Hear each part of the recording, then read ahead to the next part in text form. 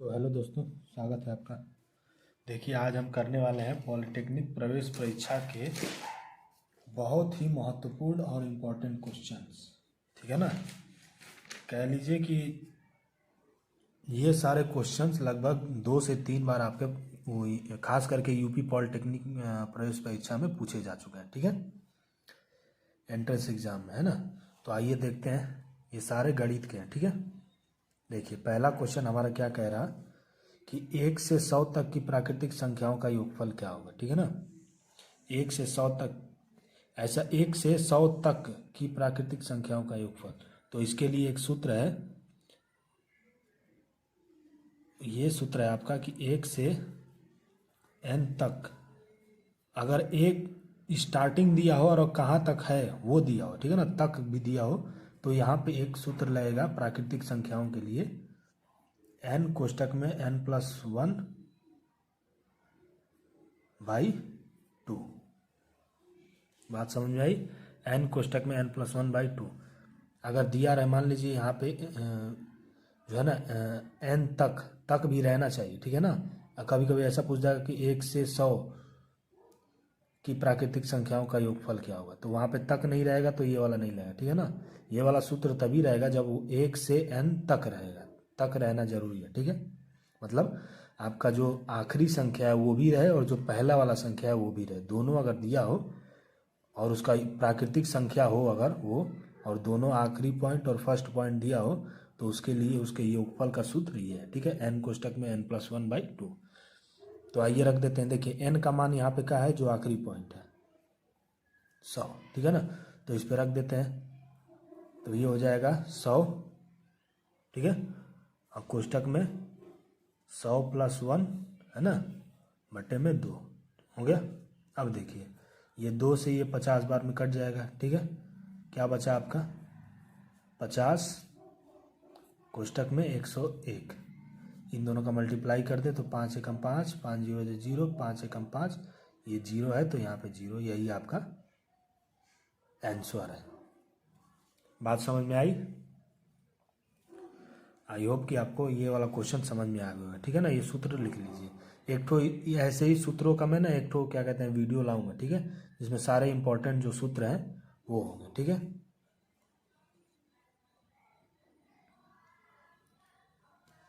अब देखिए, एक संख्या और उसके व्युत्क्रम का योग 17/4 है, तो संख्या। ठीक है, एक संख्या और उसके व्युत्क्रम का योग, ठीक है ना, एक संख्या है और उसी का व्युत्क्रम यानी उल्टा करके अगर उन दोनों को जोड़ा जाए तो क्या आएगा 17/4। ठीक है, तो मान लेते हैं, क्या माने पहले, माना संख्या क्या है x। ठीक है, मैं यहाँ पे सही से लिख नहीं रहा हूँ क्योंकि यहाँ पे लिखना नहीं है, आपका बोर्ड एग्जाम नहीं है। ठीक है ना, एक कॉम्पिटेटिव एग्जाम में जल्दी से जल्दी आंसर लाने होते हैं। ठीक है, तो अगर उस संख्या को हम x मान लें, एक संख्या हुआ, एक संख्या क्या है x। ठीक है ना, तो कह रहा है कि वह संख्या x माना। ठीक है, ये और इसके व्युत्क्रम यानी 1/x, व्युत्क्रम का मतलब उल्टा। ठीक है, इन दोनों का योग कितना है 17/4, तो वह संख्या बताइए। ठीक है, तो आप थोड़ा सा अपना माइंड यूज करें। ठीक है ना, थोड़ा सा दिमाग यूज करें कि x का मान ही पूछा है ना हमारा, तो यहाँ पे एक चीज़ देख सकते हैं आप कि हम क्या रखें, है ना, x के जगह पे क्या रखें कि ये 17/4 आ जाए। ठीक है, और नीचे 4, x का मान 4 रहना चाहिए, नीचे 4 रहना चाहिए, क्योंकि 4 रहेगा तभी आपका या तो 4 हो या ऐसी संख्या हो जो 4 से कट जाए। ठीक है ना, तो मेरे हिसाब से अगर यहाँ पे 1 रखते हैं, यहाँ पे भी 1 रहेगा, तो 1 एकम 1 2 हो जाएगा, वो नहीं हुआ। 2 रखें यहाँ पे, तो यहाँ पे भी 2 रहेगा, तो 2 दूनी के 4, 5/4 2 हो जाएगा। ठीक है, वो भी नहीं है।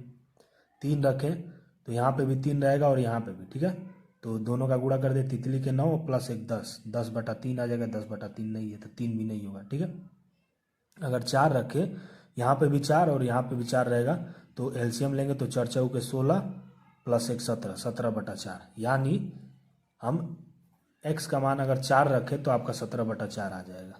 ये एक तरीका है करने का। ठीक है, एक तरीका है कि आप एलसीएम ले उसको फिर से गुणनखंड विधि से सॉल्व करें, तो वो सब तरीका मत कीजिएगा। कॉम्पिटेटिव एग्जाम है, जितना जल्दी आप आंसर ला सकते हैं उतना जल्दी आंसर लाने की कोशिश कीजिएगा, ठीक है। तो सिंपल आपका आंसर कितना हो गया, 4 हो गया, ठीक है ना। कैलकुलेशन स्पीड बढ़ाइए। अब एलसीएम ऐसी संख्याओं का लेना होगा तो आप ये नहीं करेंगे कि इसका एलसीएम लिखा है, ट्रिक निकालिए इसका ना। जब भी किसी का एलसीएम निकालना होता है तो नीचे वाले का गुणा सामने वाले में होगा, ठीक है।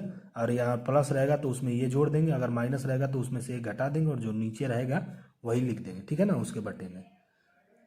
जैसे यहाँ पे भी 4 है, यहाँ पे भी 4 है, 4 लिया था ना, यहाँ पे भी 4 है, यहाँ पे भी 4 है, ठीक है। तो दोनों का गुणा किया, 4 चौक 16, +1 है तो 16 में 1 जोड़ देंगे, 17 हो जाएगा, ठीक है। और 4 नीचे पहले से ही था तो 17/4 आ गया, ठीक है ना। अब इसके लिए हम ऐसे लेंगे नहीं, ठीक है। कॉम्पिटेटिव एग्जाम में थोड़ा दिमाग आपको चलाना पड़ेगा, है ना। अब देखिए यहाँ पे क्या कह रहा,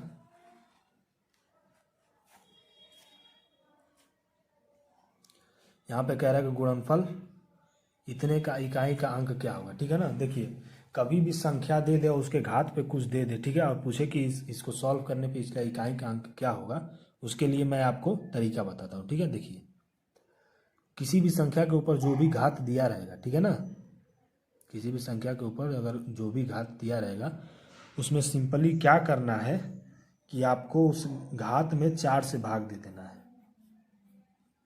ठीक है। इस घात में 4 से भाग देना है। अगर 4 से भाग देंगे आप, है ना, तो शेषफल कुछ बचेगा, ठीक है। या तो 0 बचेगा या कुछ भी तो बचेगा ना कुछ तो बचेगा, है ना। तो 4 से अगर भाग देते हैं तो देखिए यहीं से दे लीजिए, अगर 4 से भाग देंगे तो ये 4 चौके 16, 4 बार में कट जाएगा, ठीक है। ये तो गया, 7 बचा, 4 एकम 4, 7 में से 4 गया 3, तो आपका जो भाग दे के देख लीजिए आप, जो शेषफल है वो 3 बचा, ठीक है ना। 4 से पहले भाग देंगे, जो शेषफल बचेगा इस शेषफल को संख्या के इस दिए हुए संख्या के जो इकाई अंक है, ठीक है ना, दी हुई संख्या के जो इकाई अंक है इसके पावर में इस शेषफल को रख देंगे, इसके पावर में, ठीक है ना। इकाई अंक पे जो भी संख्या रहेगी उसके पावर में शेषफल हमारा जो बचा रहेगा उसको रख देंगे, ठीक है। तो ये 3 है, इसके पावर में शेषफल क्या बचा है, 3 रख देंगे, ठीक है। इससे होगा क्या मैं आपको बता देता हूँ, इसका थोड़ा सा ना समझ लीजिए, क्योंकि समझना जरूरी है, तो कन्फ्यूजन रहेगा, जब तक समझेंगे नहीं तब तक आपको याद होगा नहीं। देखिए ये हमने इसलिए किया है क्योंकि इसका ये करने से हमें जो भी संख्या रहेगी, इसे सॉल्व करने पे जो भी संख्या रहेगी, ठीक है ना, तो ऐसा करने से उस संख्या को सॉल्व करने पे जो लास्ट में 2-3 संख्याएं होती हैं लास्ट वाली, ठीक है ना, वो हमें यहाँ पे मिल जाती है ये करने से, ठीक है। तो अगर लास्ट वाली संख्याएं 2-3 मिल जाएंगी तो उसमें से इकाई दहाई पूछेगा जो भी, तो हम बता देंगे, ठीक है। जैसे ये हमने 4 से भाग दे दिया, जितना शेषफल बचा, ठीक है, शेषफल को इकाई के पावर में हमने रख दिया। अब इसको सॉल्व करें तो आएगा आपका 27, ठीक है ना। अब ये 27 क्या है, ठीक है, 27 इस संख्या को अगर पूरा को हम हल करें, ठीक है ना, पूरे को अगर हल करें, स्क्वायर करते करते यहाँ तक ले जाएं, तो जो लास्ट में मिलेगा ना आपको, जो इसके लास्ट में संख्या के लास्ट में जो 2 अंक होगा वो 27 होगा। बस यही लास्ट वाली संख्या पता करने के लिए हमने ये किया, ठीक है ना, 4 से भाग देके शेषफल को इसके पावर में रखा। बात समझ में आई। तो अगर हमें दहाई का अंक पूछता तो हम 2 बताते हैं, ठीक है ना, लेकिन हमें पूछा है क्या, इकाई का अंक, तो इकाई का अंक क्या है आपका 7, तो हमारा आंसर क्या हो जाएगा 7। बात समझ में आई। सिंपल चीज़ें हैं, थोड़ा सा बस अपना माइंड यूज़ करना है, ठीक है ना। ये सब ट्रिकी क्वेश्चन है, ये सब आने 100% तय है, ठीक है। किया क्या हमने, कुछ भी दिया रहेगा तो उसके जो पावर में जो भी रहेगा संख्या के, उसमें 4 से भाग दे के जो भी शेषफल बचेगा उसको संख्या के लास्ट वाले संख्या में के पावर में रख के उसे सॉल्व करेंगे। अगर एक संख्या आया तो वही आपका आंसर है, अगर 2 संख्या आ गई ऐसे तो उसमें इकाई वाला अगर पूछेगा तो इकाई वाला बता देंगे, दाई वाला पूछेगा तो दाई वाला बता देंगे, ठीक है। तो आप चलते हैं अगले क्वेश्चन की तरफ।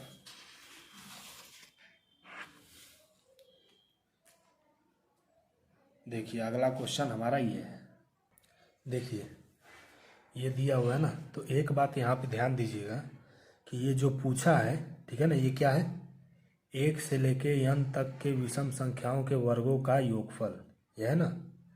लेकिन मैं बता दूं कि ऐसी संख्या के वर्गों के योगफल निकालने का कोई सूत्र नहीं दिया गया है। ठीक है, प्राकृतिक संख्या का है और भी है, प्राकृतिक संख्या के वर्गों का योगफल का सूत्र है और भी संख्या है, लेकिन इस विषम संख्या के वर्गों के योगफल का सूत्र अब तक नहीं दिया गया है। ठीक है, फिर भी इसने पूछ लिया, तो अब इसे हम ऐसा तो करेंगे नहीं कि अब 1 का स्क्वायर, 3 का स्क्वायर, 4 का स्क्वायर करके 19 तक उसके बाद निकालेंगे, ऐसा तो होगा नहीं। ठीक है ना, तो अब करेंगे क्या हम,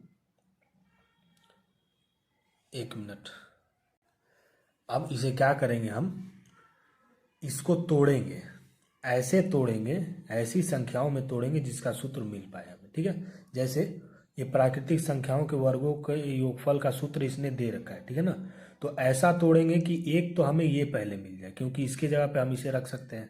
ठीक है, और दूसरा हमें क्या मिल जाए, ये मिल जाए। बात समझ में आई? पहला हमें ऐसा तोड़ेंगे, इसको ऐसा ये करेंगे कि पहला ये वाला मिल जाए, फिर उसके बाद ये वाला मिल जाए। ठीक है, तो आइए देखते हैं इसका सॉल्यूशन कैसे होगा। ठीक है, तो इसको हम कैसे लिख सकते हैं, इसे हम लिख सकते हैं आपका कि देखिए विषम संख्या लाना है ना, तो प्राकृतिक संख्या के वर्गों में से, ठीक है, प्राकृतिक संख्या के योग के वर्गों में से अगर हम सम संख्या के वर्गों का योग निकाल दें तो ये वाला हमारा मिल जाएगा। एक बार ट्राई करके देखिए, इसमें से प्राकृतिक संख्या के वर्गों में से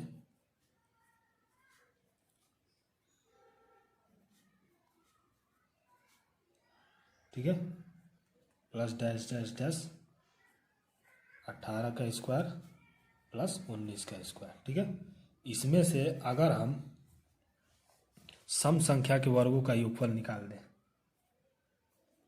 4 का स्क्वायर, ठीक है, और 18 का स्क्वायर। ठीक है ना, 19 का स्क्वायर नहीं, क्योंकि 19 का अगर स्क्वायर घटाएंगे तो ये तो खत्म हो जाएगा ना, ये आएगा ही नहीं, हमें ये वाला लाना है। ठीक है, तो देखिए ये है हमारा प्राकृतिक संख्या के वर्गों का योगफल, ये सम संख्या के वर्गों का योगफल।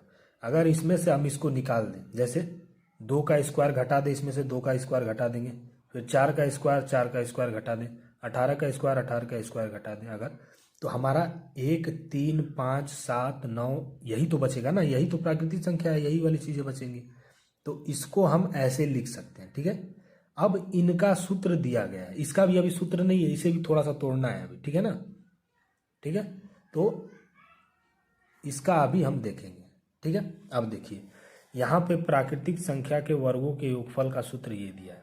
ठीक है, ये हमारा प्राकृतिक संख्या एक और हमें मिल गई है। ठीक है ना, तो इसको इस सूत्र पे रख देंगे। ठीक है, क्योंकि ये उसी का सूत्र है ना, वही वाला चीज़ यहाँ पे, तो इसको हम इस सूत्र पर रख देंगे। यहाँ पे x आया है, x क्यों लिया है, क्योंकि इसकी लास्ट प्राकृतिक संख्या के वर्गों की जो लास्ट संख्या है वो x है ना, तो x लिया।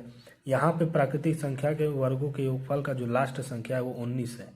ठीक है ना, तो x के जगह पे हम 19 लिखेंगे बस इसमें। ठीक है, आइए लिखते हैं, x के जगह पे 19 लिख दे, 19 प्लस 1। ठीक है, ये हो गया 2 × 19 प्लस 1 अपॉन में 6। ठीक है, माइनस, अब देखिए इसका कुछ करना पड़ेगा, क्योंकि सम संख्याओं के वर्गों के योगफल का भी सूत्र हमारे पास नहीं है।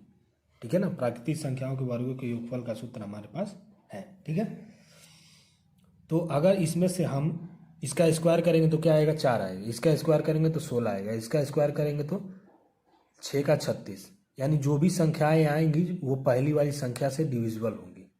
ये बात आप मानते हैं ना, क्योंकि इसी के आधार पे तो आ रहा है ना, इसका 4 होगा, इसका 16 होगा, तो 4 चौके 16 हो जाएगा, ये भी कटेगा। ठीक है, इसके बाद 6 आएगा, 6 4 36, 4 9 36 हो जाएगा। यानी कहने का मतलब है कि जो भी संख्याएं आएंगी वो पहली वाली संख्या से कटेगी, और पहली वाली संख्या क्या है हमारा 4, क्योंकि 2 का स्क्वायर करेंगे तो आपका 4 आएगा। ठीक है, तो हम क्या करते हैं कि इसमें से 4 कॉमन ले लेते हैं। ठीक है, कॉमन ले लेंगे तो ये हो जाएगा आपका 1 का स्क्वायर और 2 का स्क्वायर 3 का स्क्वायर। ठीक है, और ये चला जाएगा आपका इसका अगर 2 9 18 है ना, 9 का स्क्वायर हो जाएगा। ठीक है, ये आ गया आपका। अब इसका तो सूत्र मिल गया, इसका भी एक सूत्र है, ठीक है ना। ये क्या हो गया, प्राकृतिक संख्याओं के वर्गों का योगफल हो गया, ठीक है। इसका भी सूत्र है हमारे पास, है ना। तो आइए अब देखते हैं कि आगे क्या करें। इसका सूत्र तो यही है, इसी पे इसको भी रखेंगे, है ना। देखिए इसको अगर सॉल्व करें तो ये हो जाएगा 19 गुणे 20, ठीक है, इंटू ये 19 प्लस 1 20 हो जाएगा, 20 गुणे 2, 20 गुणे 2, ठीक है। और इसका कितना हो गया, नहीं सॉरी, इसका पहले मल्टीप्लाई होगा ना, बोर्डमास रूल के हिसाब से तो पहले मल्टीप्लाई होगा फिर उसके बाद प्लस होगा ना। तो 19 दूनी 38 हो जाएगा, ठीक है। 38 प्लस 1 39, ठीक है, अपन में 6 माइनस इस पे इसको भी रख दें अगर, तो ये 4 तो ऐसे ही रहेगा, है ना। अंदर क्या हो जाएगा आपका, अंदर हो जाएगा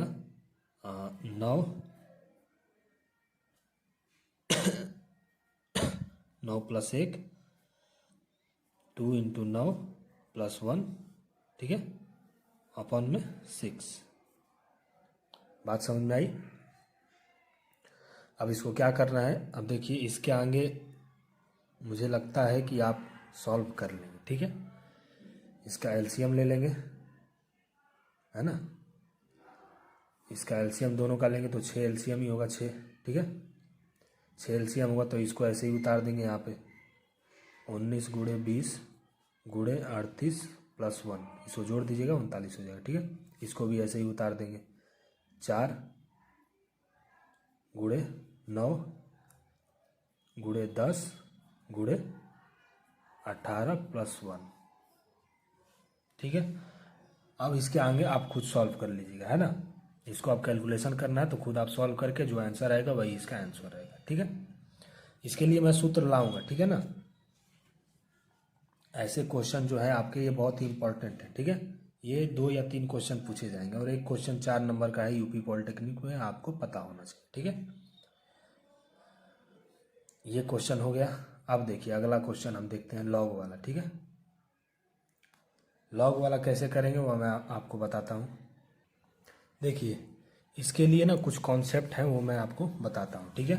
अगर वो कॉन्सेप्ट मैंने बता दिया तो आप ऐसे सवालों को चुटकियों में ले जाएंगे, ठीक है। देखिए इसके लिए मैं लाऊंगा, ठीक है ना, थ्योरी वीडियो लाऊंगा इसके लिए, ठीक है।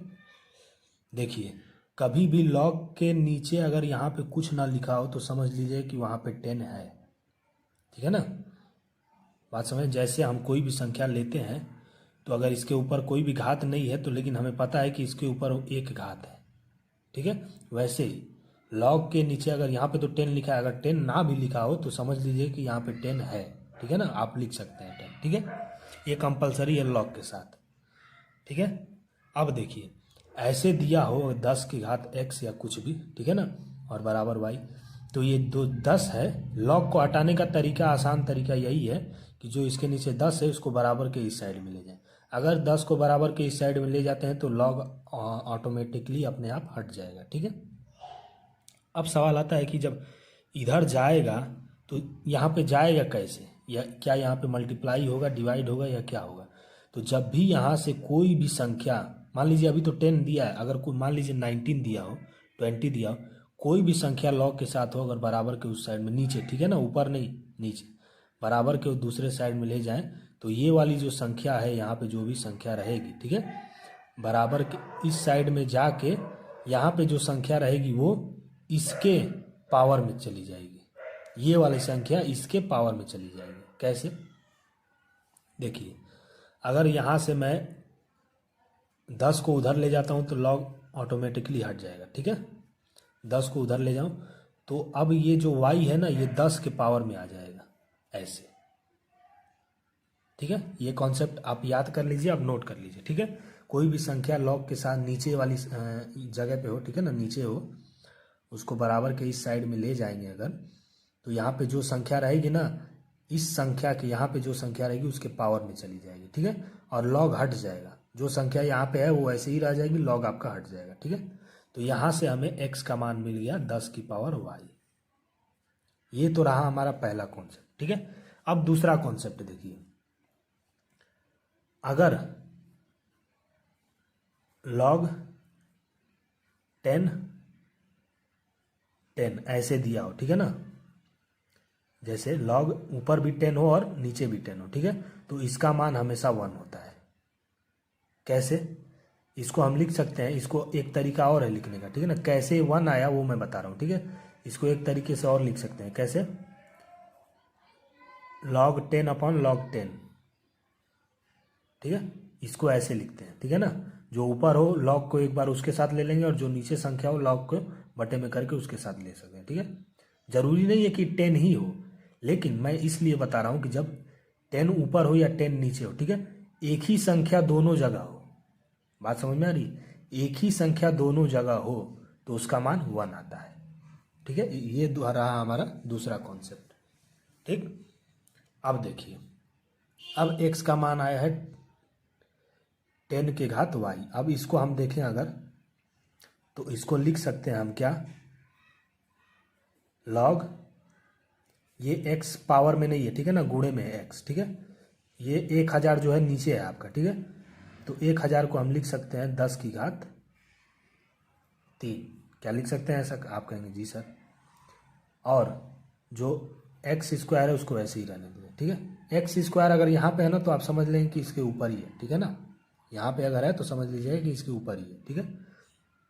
अब देखिए, log 10 की घात 3 रहेगा, x का मान हमारे पास क्या है 10 के पावर y, यहाँ पे एक्स स्क्वायर है तो क्या लिखेंगे 10 के पावर 2y। बात समझ में आई। अब यहाँ पे एक चीज देखिए, 10 भी यहाँ पे है और 10 भी एक ही चीज है, ठीक है ना, log के साथ, ऊपर भी वही है नीचे भी वही है, तो इसका मान आपका आ जाएगा कितना 1, ठीक है। 1 मिनट थोड़ा सा धैर्य रखें, 1 आ जाएगा। लेकिन ये वाली जो चीज है, ये वाली, ये घात, ये ऐसे ही रहेगी, ये कहीं नहीं जाएगी, ठीक है। तो 1 के पावर में हम कर देते हैं 2y बटे 3, ठीक है। अब इसे सॉल्व करेंगे तो आपका आएगा 2y बटे 3, यही आपका आंसर है। बात समझ में आया। यहाँ पे थोड़ा सा कॉन्सेप्ट अपना ध्यान से एक बार रिवाइंड करके वीडियो को देख लीजिए और थोड़ा सा समझ लीजिए। यहाँ पे कुछ करने की जरूरत ही नहीं थी आपको, ठीक है ना, ये तो मैंने आपको समझाने के लिए बताया। आपको देखने से ही समझ में आ जाना चाहिए कि ऊपर भी 10 है नीचे भी 10 है, इसका मान 1 होगा तो ऑलरेडी जो इसका आंसर होगा 2y बटा 3 हो जाएगा। बात समझ में आई। और ये वाला जो कॉन्सेप्ट मैंने बताया इसे कॉपी पे स्पेशली नोट कर लीजिएगा, ठीक है ना, काम देगा आपका, ठीक है। ये रहा हमारा 5वां क्वेश्चन। ये सारे बहुत ही इंपॉर्टेंट क्वेश्चन है भाई, मैं आपको पहले ही बता दे रहा हूँ, फिर ना कहना कि एग्जाम में जाके ऐसा ना हो कि आपको कहना पड़े कि मुझे तो आता ही नहीं है। ये चीज़ें नहीं आनी चाहिए, ठीक है। अब देखिए, यहाँ पे कह रहा x बराबर log b a, y बराबर log c b, z बराबर log, तो x y z का मान बताइए, ठीक है। एक चीज़ इससे पहले मैंने एक कॉन्सेप्ट आपको बताया था, वो क्या था, वो ये था कि ऐसी कोई भी दो संख्या ऊपर नीचे दी हो, जरूरी नहीं है कि सिमिलर ही हो ना, अगर सिमिलर हो तो इसका मान 1 होगा, अगर सिमिलर ना हो तो क्या करेंगे, सिमिलर ना हो तो इसको ऐसे लिखेंगे, ठीक है ना। log के साथ पहले ऊपर वाले को लेंगे, बटे में करके log के साथ फिर नीचे वालों को लेंगे, ठीक है, यही तरीका है। तो आइए यहाँ पे हम इसको क्या लिख सकते हैं, अगर एक्स वाई जेड का मान पूछा है ना तो एक्स वाई जेड पहले लिख लेते हैं हम, ठीक है। एक्स वाई जेड का मतलब ये है कि ये तीनों का गुणा आपस में हो रहा है ना, एक्स वाई जेड का मतलब तो यही ना है कि इन तीनों का मल्टीप्लाई आपस में हो रहा है। तो जब इन तीनों के मल्टीप्लाई आपस में हो रहा है तो इनका मान यहाँ पे दिया है तो इनका भी तो आपस में मल्टीप्लाई करना पड़ेगा, क्योंकि एक्स का मान ये है, वाई का मान ये है, जेड का मान ये है, तो जो मान है उसका भी मल्टीप्लाई करना पड़ेगा, है ना।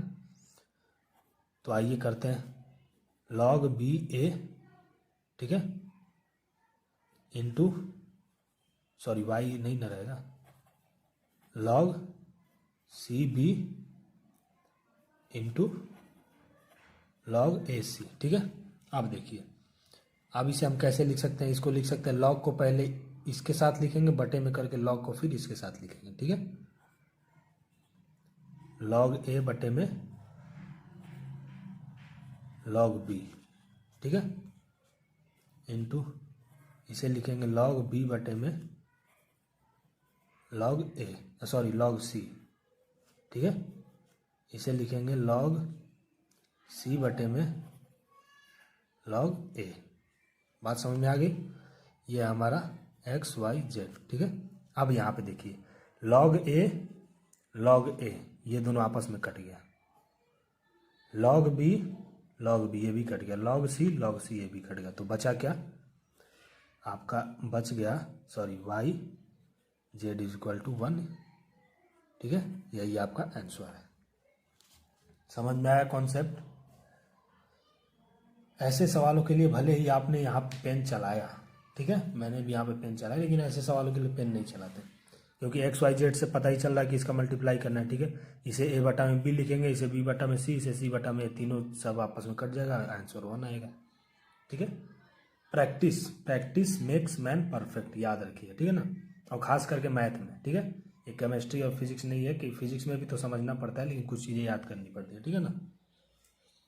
तो ये सबसे अलग है, इसको आपको प्रैक्टिस करना पड़ेगा, ठीक है।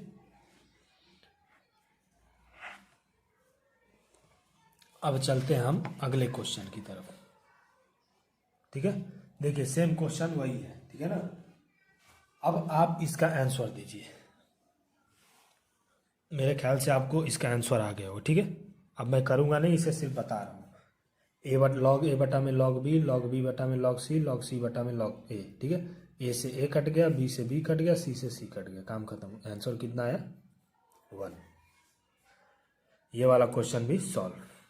अब आ रहा है हमारा थोड़ा सा लॉग वाले में थोड़ा सा टफ क्वेश्चन। देखिए कम से कम ना 5 चैप्टर का इसमें मिक्स है, ठीक है। और 5 चैप्टर से जो सबसे ज़्यादा इम्पोर्टेंट है, ठीक है ना।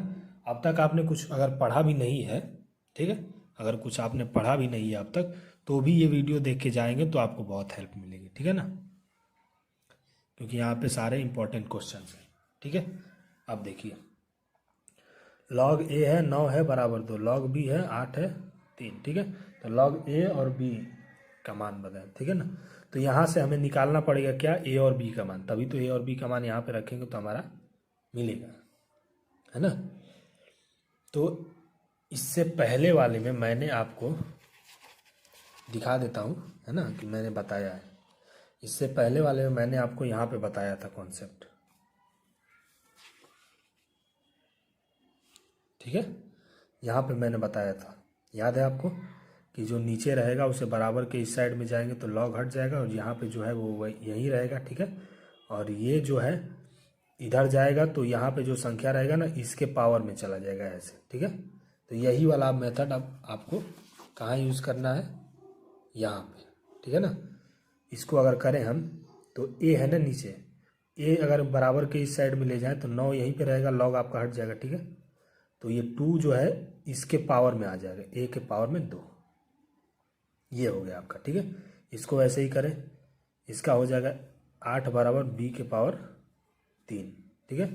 इसका तो बताना है, ठीक है ना। अभी देखिए ए स्क्वायर बराबर 9, ये किसका स्क्वायर है 3 का,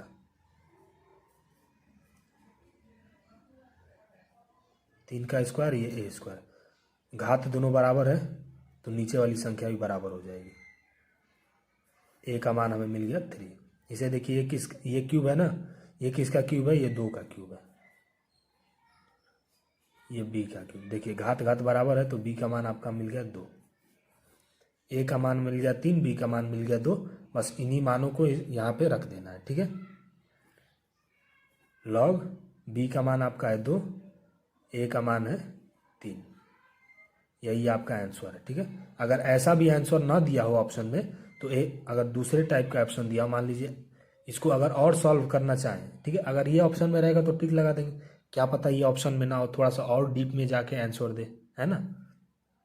तो इसको और कैसे लिख सकते हैं, log 2 बटा log 3, इन दोनों में से कोई ना कोई रहेगा, अब इसके अलावा और कोई नहीं दे सकता, ठीक है ना। इसका आंसर यही है। बात समझ में आई। तो ये रहा हमारा कौन सा क्वेश्चन था, क्वेश्चन नंबर 8। ये कॉन्सेप्ट याद रखिएगा, ठीक है ना। अब चलते हैं हम अगले क्वेश्चन की तरफ। देखिए ये भी लॉग वाला ही है, ठीक है। लॉग वाले भाई साहब पूरे इंपॉर्टेंट क्वेश्चन जितना भी है वो मैंने ले लिया है ना। देखिए यदि log 2 की घात x प्लस 2 बराबर log 16 हो तो x का मान बताइए, ठीक है। अब देखिए,